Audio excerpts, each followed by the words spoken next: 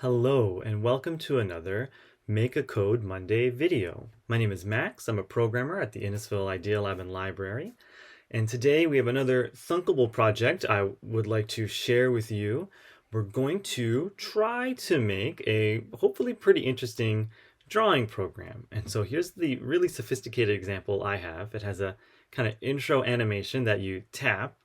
And then once you're there in the drawing program, you can kind of draw around on the screen, change some color, make your pen bigger, all kinds of fun stuff.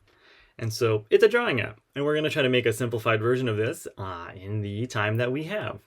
So to get started, head to thunkable.com and make an account if you don't have an account. Otherwise, once you're all signed in to a free version of Thunkable, we can create a new app. As always, we give our project a stellar name. And then because we want to try the new version of the interface out, definitely click Try It Out. That means we're going to try to use the new code editor that will soon be the main code editor. Let's click Create.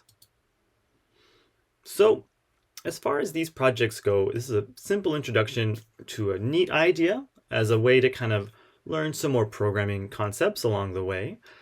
It always, though, starts in the designer interface to create our user interface for the app. So we need something called the canvas. The canvas is a complex object that can do lots of things. We're going to use a small amount of that functionality. You see I've kind of dragged and dropped it here, and there's a little kind of animated Thunkable mascot beaver. That's great. That's really interesting. The canvas can be used to make games or sprite animations. It's a pretty nifty thing. We don't want to do any of that. We just want to draw. So I've dragged the canvas element out onto our mock phone template here just to put it into place. And then I'm going to click the sprite type one and we're going to delete it. Going to click that little trash can. We are definitely going to delete sprite type one. We're not doing anything with sprites. We're not making a game. That sure would be neat, but not right now. When you do that, then we want to click back onto stage one, because over here you can see that we have a bunch of different things that we can edit in regards to our stage. And so the canvas is a big old drawing board. You can switch between different stages. The default stage is just a white background color with no frame. That's all good. But what we're going to do as we scroll down is we want to be able to draw onto this stage so we can make our canvas full of our beautiful drawing. So with the stage clicked on in the sort of tree view of our elements, we can go to the right-hand sidebar and turn touch drawing on. And setting that to true means that already, just by default, just by doing that, if we do a little web preview here, we can see that we have a drawing app, which is pretty snazzy. I mean, that wasn't a lot of work. There wasn't any coding really involved there. So we're going to extend this to make it more interesting. But just to say, without a lot of work up front, you can see how we can make kind of like a fun little drawing app. Let's call that teeth. So we're going to go back to editing and add a little bit more to our to our blank screen. And so one of the most useful things in a drawing app other than drawing is deleting. And so we're going to add a clear button to clear the screen of all our drawing stuff. And for that of course is a button. So I can click and drag a button out somewhere down here. Make that any kind of size or shape. To be useful to our user, titling the button clear probably makes a lot of sense.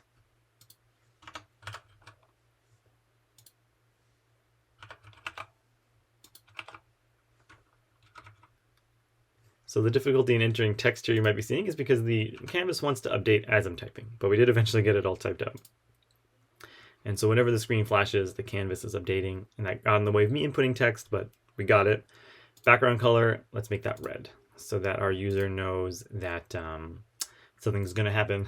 That's pretty severe. To add a little bit more fun, you know, in my version I had like these sliders to change color. That was all kind of a lot of work. It might be more fun just to give our user a big switch. If we drag this switch out and just pop it somewhere in there, let's make that as big as we can, as big as Thunkable will let us. So now this big switch can maybe be like a, I don't know, color toggle from one of two colors. I think that's a fun idea, but that's just me. And of course, before we go too much farther, I have the switch clicked on.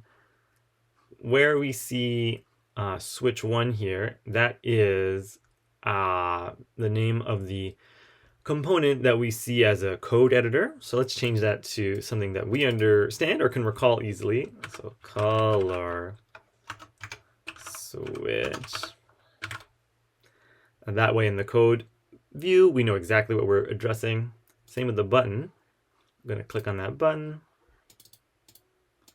and call that the clear button. You know, just for added usability for our sake later.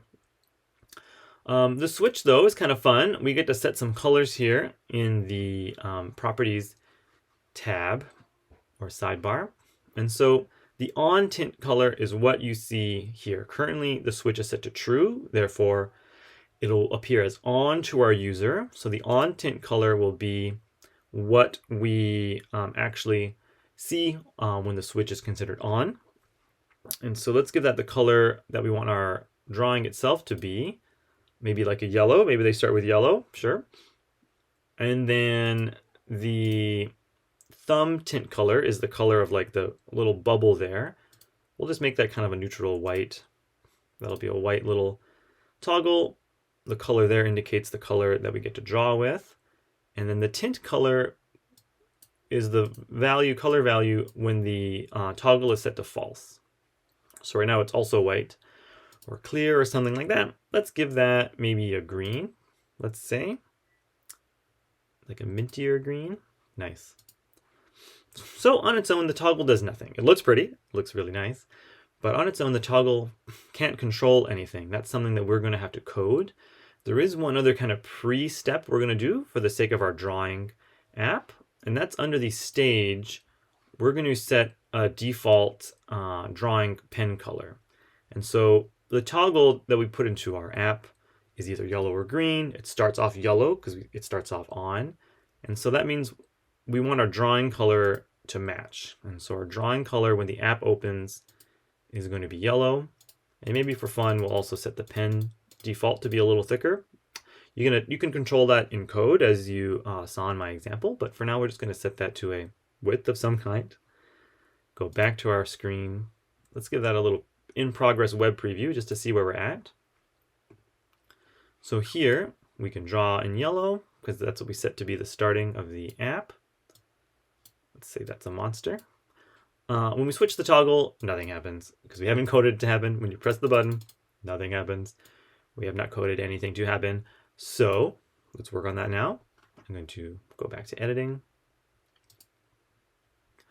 In the code editor, we can make this all happen. So if you click blocks, we can see that there's no code here yet, but there is something new here. So if you were watching the previous videos, we had the core blocks and we had all the UI components, but now the canvas is something new. This is a whole new set of blocks that are totally involved with our canvas. Some are really interesting, like under the sensing, we can detect the difference between two elements on screen, which is really neat. We can, whoopsie. We have access to so many more events when you click on the canvas and do other things, which is pretty cool. But what we want first is a button. We need something to happen when you click a button. We want to clear the screen. So our clear button is going to be used when clear button clicked. So as always in Thunkable, we have these C-shaped blocks where events occur. We have a big clear button in our app, so we should probably, tie that into something. We want to clear the screen. And so the screen stuff, I believe, happens under looks. So under looks, we can do a whole bunch of stuff. Flip the image, color a certain portion, which is cool. And we can also clear the drawings on the canvas, which is great. You know, might as well test that out real quick. Here's a super fun face. And then we click clear. Great. So we know it's working. We can keep on going. You know, we have the toggle. We want to switch colors. And this is where we get to actually kind of get involved in some more logic from within Thunkable. So under color switch, we can address the item in so many different ways. But what we want is another event block. When the color switch changes the value, we're going to do something with that new value.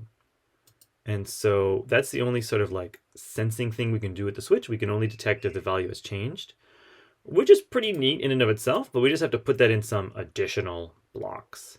So under control, we have some what are called like control flow blocks, where we can say if something happens, do something else. So if do this, else do that.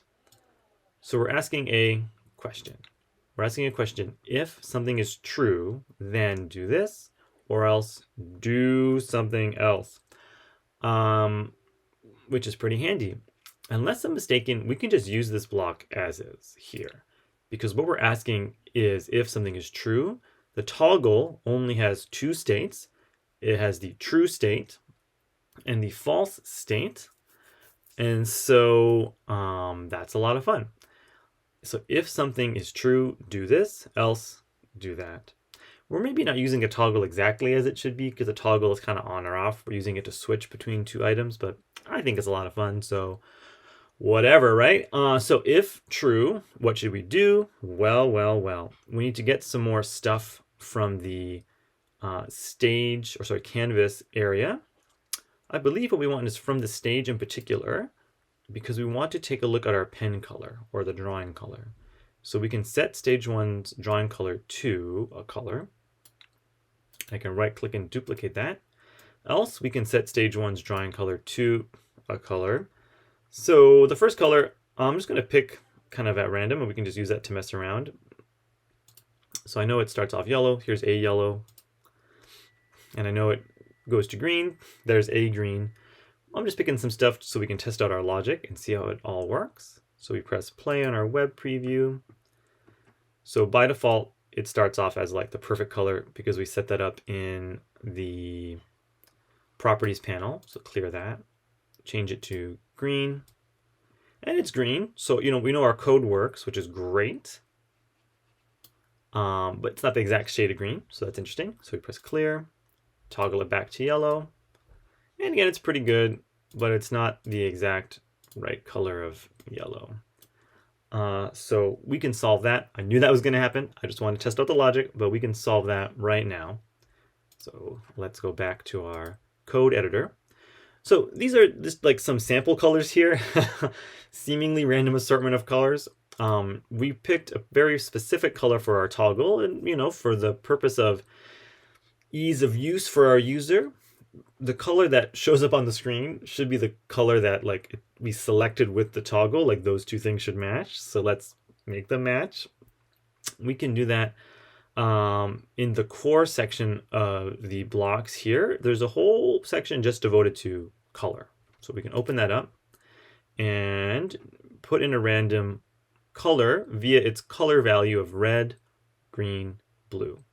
So if I take that block and kind of like sneak it into these little colorful squares, we have the opportunity to manually set a color. The RGB values is a pretty common way to set color values in user interface design, all kinds of different sort of ways of designing with computers. Red, green, blue values will do just that. 255 red means full red. And so if we do that in our app,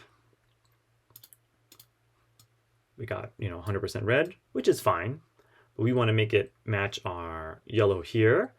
I was paying attention earlier. I know the color values that these should be, but we can verify into the design section. If we go to our color switch we can see that the red, green, blue values are for green 194, 233, 134, and for yellow they're 248, 231, 28. So we just got to copy those color values, and then everything will be nice and matchy. So 248, 231, 28, and then with this guy here, 184, 233, 134. And so for this last test, let's check it out on the mobile device. So here I've already set up the Thunkable live app to be connected to Thunkable. If you want to see more detailed breakdown of how that all goes, just take a look at the last video where we do expand on it just a bit. But for now, here we are. I have my Draw Party app open. It's ready to go, and I can just draw on that screen. Boop. Boop. Boop. So it's the nice perfect shade of yellow that matches the toggle. Switch it over to green. And then I can give my guy kind of green eyebrows, maybe a green nose, maybe a green head. I don't know. I'm sure you'll draw something much more exciting and hopefully make a much more exciting app. As you might have seen in my example, there was a little welcome screen and color toggles and all this fun stuff. And so the drawing app is a great thing to jump off from into a much more exciting, version of this app.